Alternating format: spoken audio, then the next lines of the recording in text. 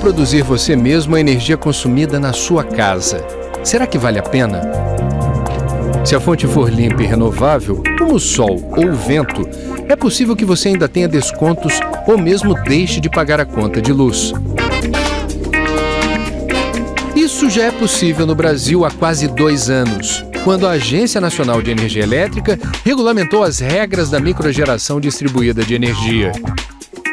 Quem decide instalar por conta própria, por exemplo, placas fotovoltaicas ou aerogeradores no telhado ou no quintal de casa e produzir em algum momento mais energia do que consome da rede, poderá fornecer o excedente para a distribuidora local.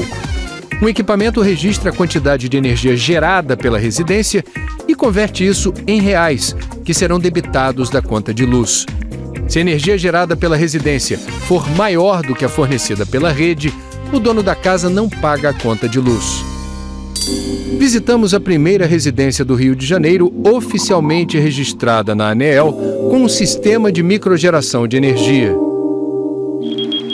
Pouca gente se beneficiou tanto da combinação de dias ensolarados com pouca chuva nesse verão, quanto o dono desta casa no bairro de Santa Teresa, no centro do Rio. Ele transformou o próprio telhado numa pequena usina solar. É oficialmente um microgerador de energia, uma novidade importante no sistema elétrico brasileiro. Como é que está sendo esse verão para você? Esse verão está ótimo.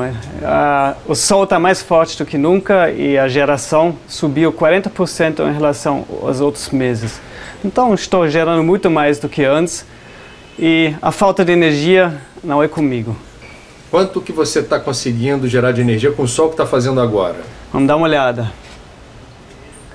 Neste momento estou gerando 1.660 watts. Isso dá para 2 ar-condicionados, 2 computadores e uma geladeira. Então muito mais do que eu tenho ligado atualmente em casa. Em relação à economia na conta de luz, ela tem vindo o quanto menor? A economia são 60%. Então pago apenas 40% do que eu pagaria sem energia solar. De agosto para cá já deu para economizar quanto? Mais ou menos R$700.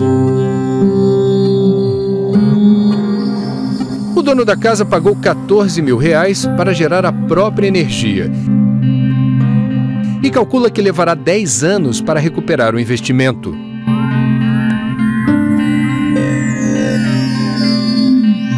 A grande vantagem é que eu gero energia aqui no centro do Rio.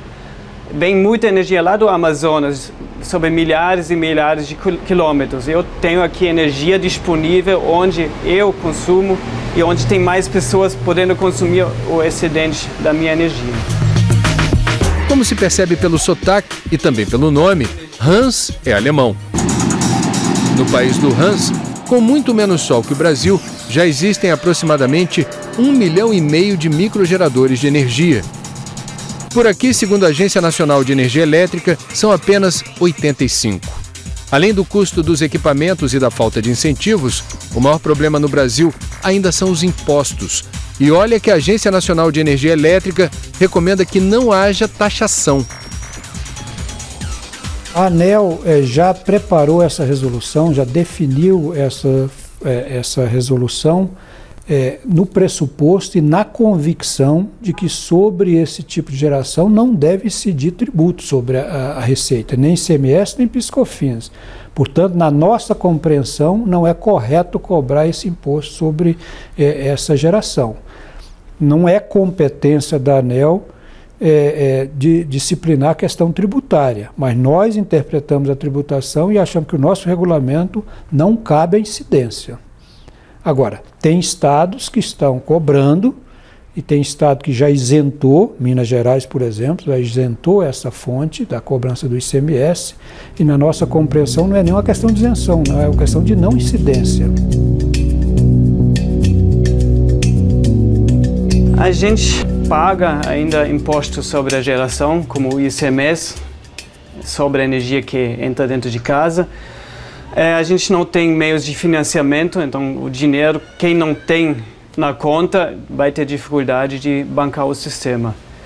E faltam algumas regulamentações que são mais complexas do que precisariam ser. Poderia ser bem mais simples, como já é prática em outros países. Vale a pena fazer esse investimento? Vale muito, vale muito. É uma garantia a mais, é questão de cidadania e muita gente pergunta o prazo de retorno de investimento. Olha, quando alguém compra uma TV, quando reforma banheiro, qual o prazo de retorno? O retorno é o prazer de poder ter essa mudança. E o meu prazer com a energia solar é imenso.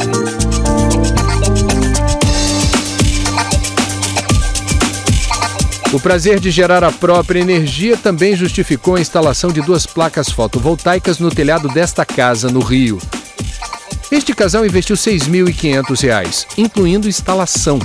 Graças ao sol, será possível ligar televisão, geladeira e as muitas luzes da sala. Será que vale a pena? A gente tem uma preocupação ecológica. Em 7, 8 anos a gente acredita que se paga e a vida útil das placas é de 25 anos. Então, a gente ainda tem esse excedente todo de tempo para até no futuro estar investindo em mais placas e contribuindo com geração de energia para a rede da Light e barateando ainda mais a nossa conta de luz.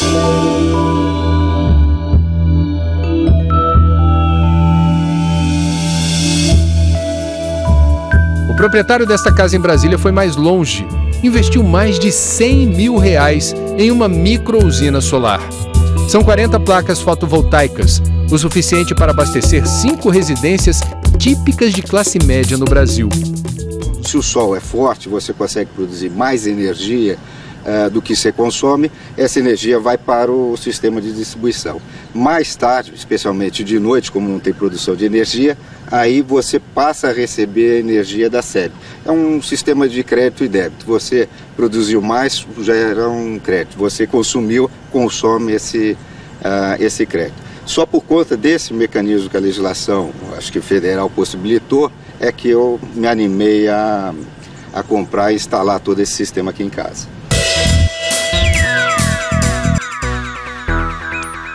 Produzir energia suficiente para abastecer a própria casa ou empresa tem justificado o aparecimento de novos negócios no Brasil.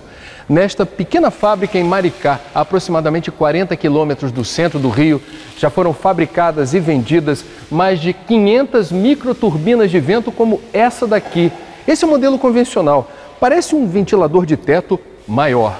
Agora, a grande vedete da linha de montagem é essa microturbina vertical. A grande vantagem dela é captar diferentes correntes de vento a partir de um mesmo ponto.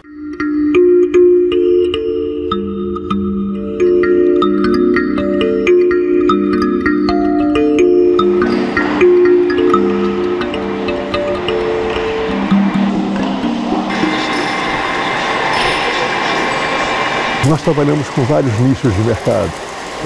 Telecomunicações é importante para a gente. O uso em plataformas de petróleo, em terminais, começa a ficar significativo para a gente. Nós temos uma clientela espetacular de universidades, nós estamos presentes em 60 universidades, mas o nosso público é quem precisa de energia ou quer gerar sua própria energia. Tá? E esse público precisa saber que nós existimos. A regulamentação tem ajudado, porque nunca se falou tanto de microgeração, geração distribuída, como agora. Então, o binômio acesso à rede e redes inteligentes vem nos ajudar, vem abrir um campo enorme para a gente. É um investimento de retorno a um prazo mais longo do que nós estamos acostumados a ter. Não é um investimento que retorne em 2, 3 anos. Então, é um investimento que, dependendo do local, da velocidade do vento, pode retornar em mais de uma década. Mas quem compra a nossa máquina está preocupado com outras coisas. Tá? Ela está preocupada com um mundo de baixo carbono, ela está preocupada com o que está por vir, ela quer estar presente nesse mundo e dar a sua contribuição. Então, acho que esse é o fator mais importante para mover o nosso cliente no nosso sentido. O preço das turbinas varia de acordo com os modelos. As menores custam R$ 4.500. As grandes, com capacidade para abastecer de energia até 3 residências de uma vez só, podem custar até R$ 45 mil. O equipamento é caro porque o mercado é limitado. Tá? Então você tem que lutar contra custos indiretos elevados com relação ao custo final do produto. Você aumentando a produção tem um potencial enorme de redução de custo do equipamento. Pode chegar a uma redução, imagina, superior a 30% em benefício do mercado e em benefício do negócio. É nisso que nós estamos trabalhando. Quanto ao potencial de vendas, a gente está trabalhando com segurança, de forma conservadora, com um volume de vendas de 40 unidades mês. Tá? Mas pensando num horizonte de mais longo prazo de 200 turbinas por mês. Então tem duas opções. Você armazena em bateria, e são normalmente baterias que têm uma quantidade de chumbo maior do que a estacionária, ou, segundo a regulamentação nova, injetar na rede e guardar na rede, tá? De onde você pode depois receber a energia que você gerou num processo de compensação. Qual é a carga, a autonomia dessas baterias? Vai depender da quantidade de baterias que você põe. Se você quer uma autonomia maior, você vai colocar 10, 20 baterias. Tá? Se você se satisfaz com uma autonomia de 24 horas, às vezes 1 a 2 baterias é suficiente. Por quanto tempo? Em termos de durabilidade, essas baterias duram mais do que as automotivas. Então ela é comum alcançar 4 anos. E na hora de descartar, que cuidado se deve ter? Todo cuidado. A bateria pode não causar um dano tão grande se ela puder ser reaproveitada. O chumbo da bateria vira bateria. Então é só ela fazer o processamento inverso. Um dos primeiros clientes da fábrica foi seu Edson. A energia do vento é armazenada em baterias que asseguram metade da energia consumida na casa. Sua roteira está seca, Janete. A região aqui é muito deficiente no atendimento de energia elétrica. Falta muita luz aqui. Então, esse aparelho nos dá a satisfação de ter, no momento de falta de luz, a minha casa está toda iluminada. Além disso, tem aproveitamento de energia elétrica para aparelhos eletrodomésticos, seja micro-ondas, seja liquidificador, batedeira, televisão? Televisão também. E tendo uma quantidade de baterias maior, certamente eu posso atender máquina de lavar roupa e coisas assim semelhantes. O senhor está satisfeito? Tranquilo, muito satisfeito. Isso aí é a realização de um sonho.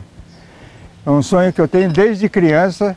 Eu já acompanho a história dos papaventos, seja o hidráulico e agora com o decorrer do tempo, energia elétrica, que é uma coisa fabulosa.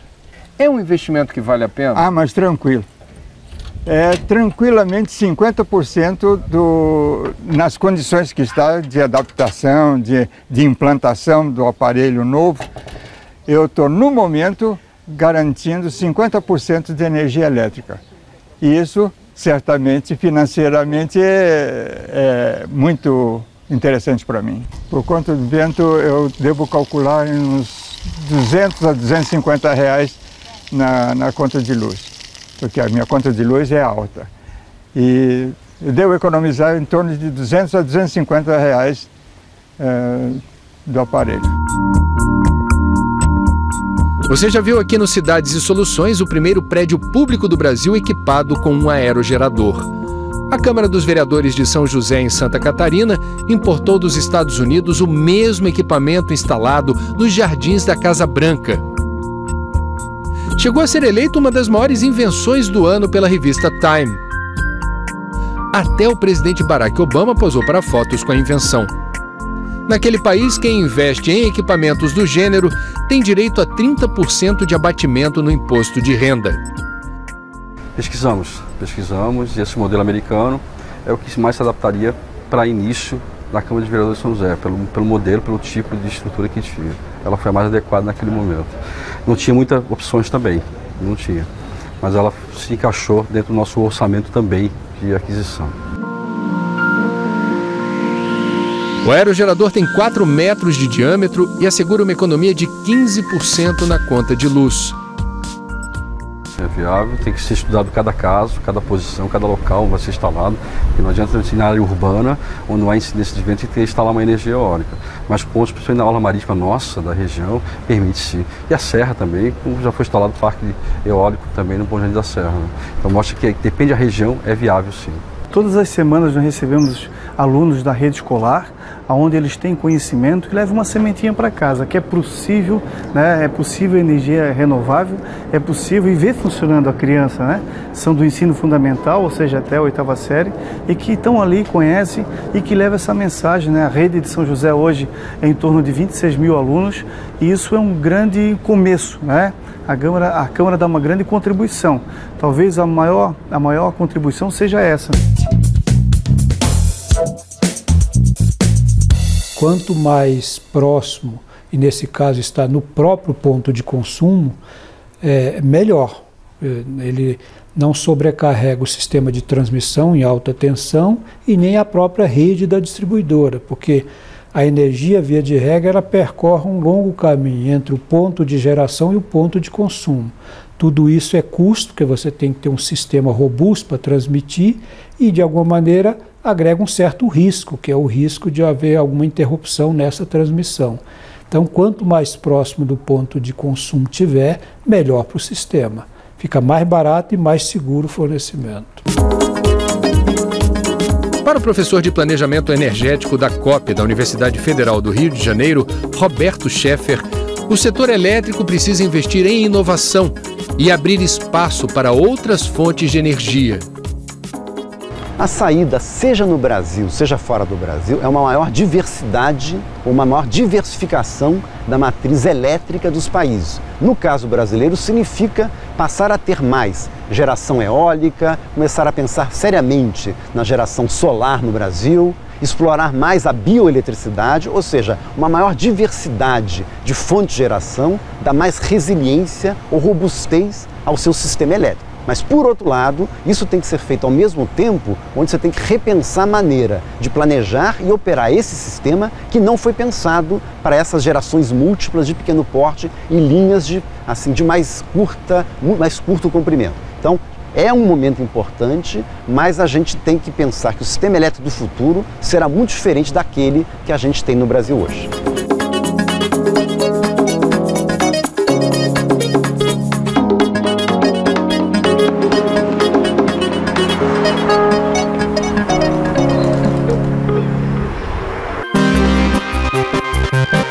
Pelo mundo, diversos países já perceberam a importância de tornar o consumidor um parceiro na geração de energia. Quando a microgeração é política de Estado, nada mais certo que ensinar ao cidadão todas as maneiras de colaborar. No Reino Unido, governo e sociedade literalmente somam forças para levar eletricidade e calor de casa para a rede. Por lá, diversas organizações não governamentais, com a ajuda das agências oficiais, lançaram cartilhas para explicar as vantagens de instalar microgeradores em casa. E desde 2010, quem investe para diminuir a dependência do sistema de fontes não renováveis, como carvão e óleo combustível, recebe incentivos que vão do desconto na conta até um retorno de 3 centavos de libra por unidade de energia colocada de volta na rede. No país que mais consome energia no planeta, não há uma política nacional para a microgeração.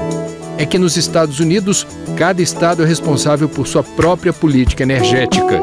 Um dos estados pioneiros no assunto, a Califórnia, lançou os primeiros incentivos à microgeração ainda em 2008. E desde 2010, quem produz mais energia do que consome pode revender o que sobra de volta ao sistema elétrico. Na Alemanha, a lei assegura a quem produza por conta própria energia limpa e renovável uma tarifa 3 vezes maior que a das distribuidoras. O objetivo é incentivar a microgeração. E quem banca tudo isso é o consumidor.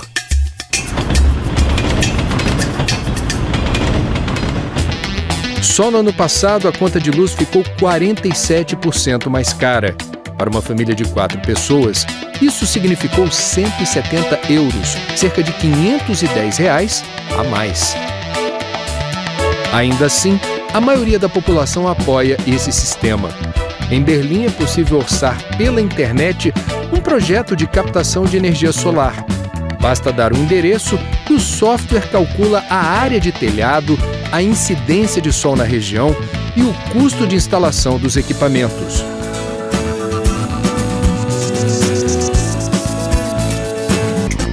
Aqui no Brasil, quando o assunto é energia solar, há lugares mais interessantes para se investir do que outros.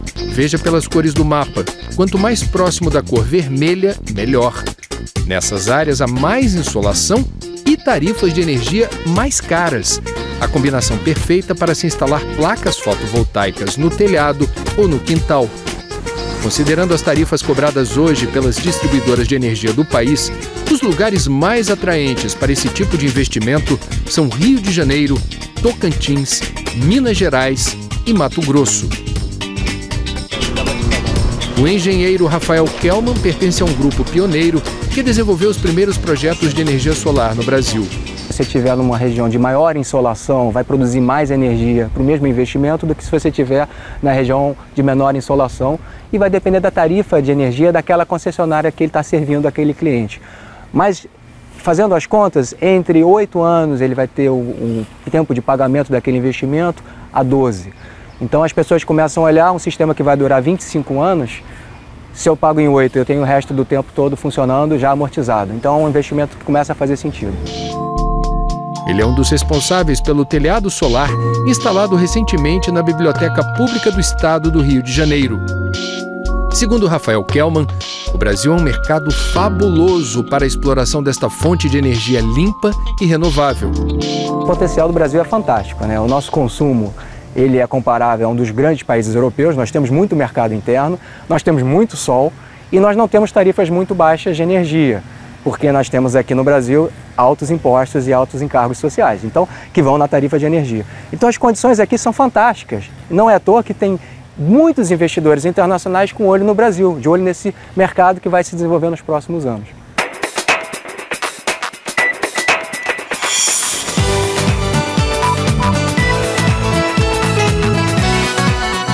O sol está mais forte do que nunca e a geração subiu 40% em relação aos outros meses. Então estou gerando muito mais do que antes e a falta de energia não é comigo.